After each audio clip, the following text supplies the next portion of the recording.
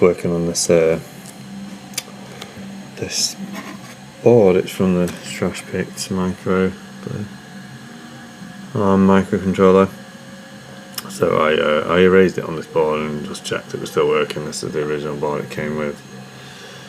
So then I made up this board, which is it's not my own design, but I did have to do quite a lot to bring it up to being a produced thing. Just going to try and open the kicad now, because somebody released it and it was like an Eagle, I think, file. So you can import those into kicad. However, it's not that straightforward, and you have to like kind of manually select each layer and say that's that one and rename it, because they've got different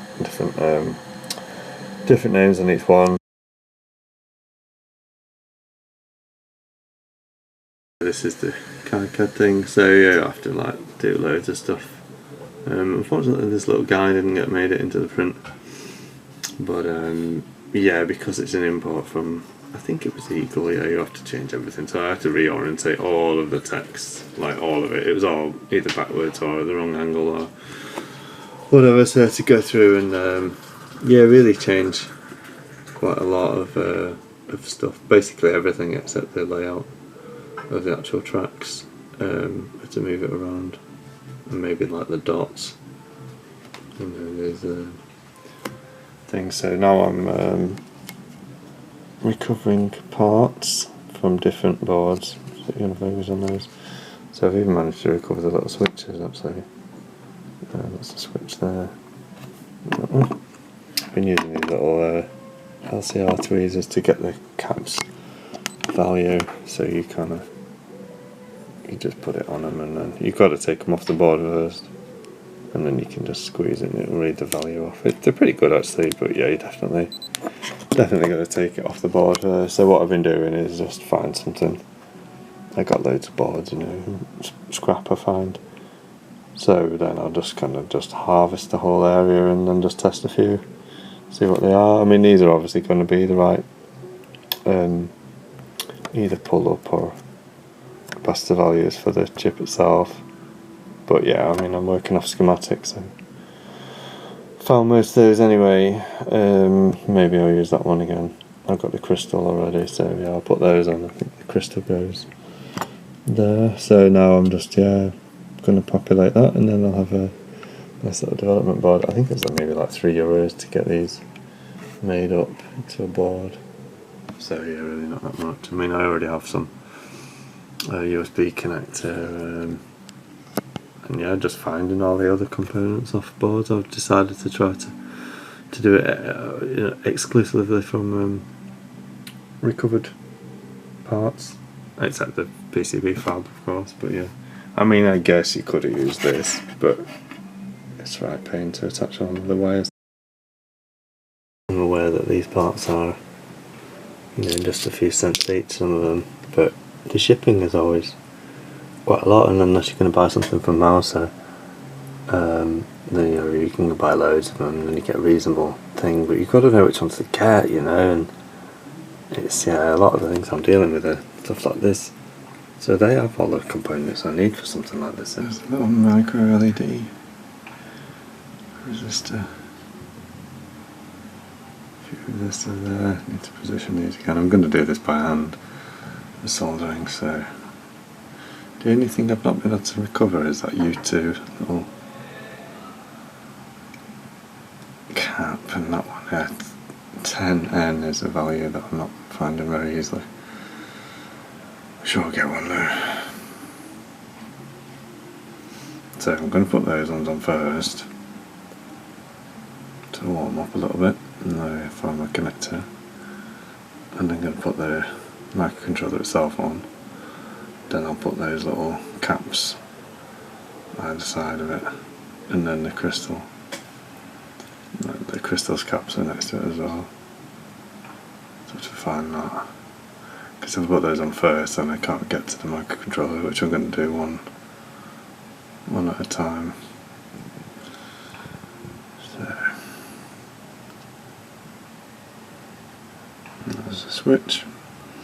By one at a time, I mean I'm going to hand solder all of those connections with one dab of the soldering iron. I'm not going to heat it, although I am looking at repurposing an oven I found into a reflow oven, which might be interesting.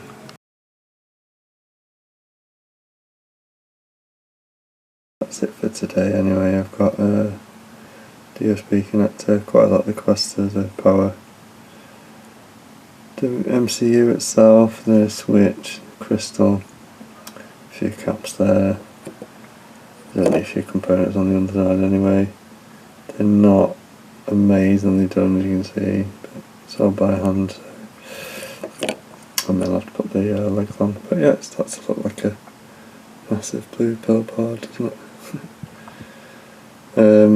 Yeah, it's tricky though doing it by hand. Yeah. I'm going to have a go at modding this toaster oven I've got into making a reflow oven to do stuff like this. It'll just be a lot easier. I've populated the board now. It's a bit shiny here as I'm holding my hand. It's like 99% of it's recycled. I think the USB port is not. The headers, the long headers are not. The other ones are. Yeah, I had to kind of bodge the USB connector to fit, so I guess that counts. Two things I'm missing, there's there's like a chunky ceramic cap there, there's an empty spot next to it, just under it to the left. That's like a TVS diode. I've not managed to recover one of those yet. I have to buy one of those. That's just for the data lines for the USB to stop transients coming in, but it will work without them. But yeah, I'll probably try and put one in. If I can't find one, I'll just have to order some. I've got 5 of these boards, so if I have a few might be okay. I did actually order those switches as well, the reset switch, but I found some on the board, so I used a recovered one because I just wanted to make it with everything from scratch. So I found the ARM chip first in the middle there, and then yeah, I made the board up, got the board fabricated. Somebody else's design, had to import it into kicad, pretty difficult.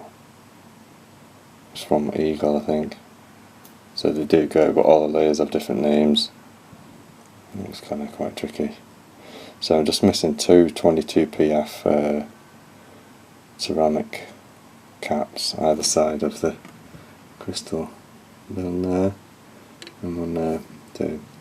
Again, it'll operate fine without that. It has a onboard oscillator, pretty high frequency too, so it'll operate without that anyway, but then you can go up to 84 megahertz. It's got a crystal.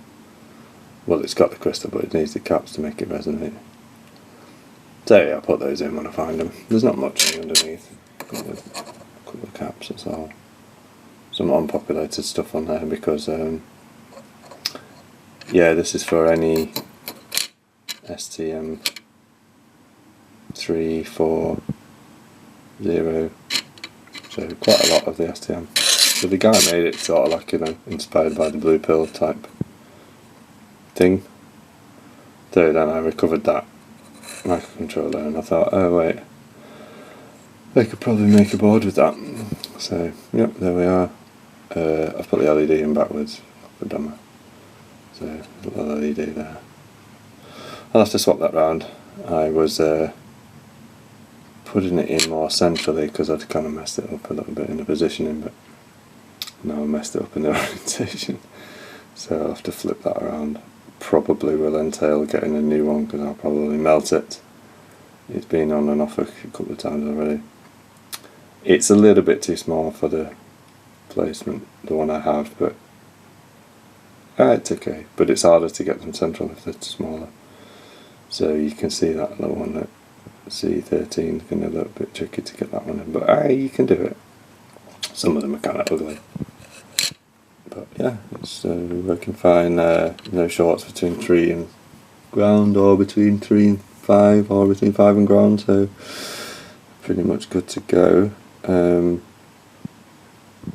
I mean, somebody else tested this design of this board. I did have to change a lot of the silk screen and what layers are on which, and there was a couple of like components I had to move just slightly here because it was sort of overlapping with the kicad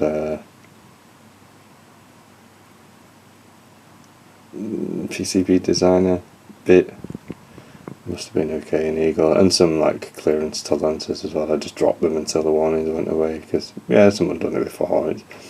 Obviously it is a working design with those clearances, so I just dropped them in my board setup until those errors went away. And it was mostly those errors really. It was just, you know, like hundredths of an inch off between each track, or between a track and the next track, or something like that.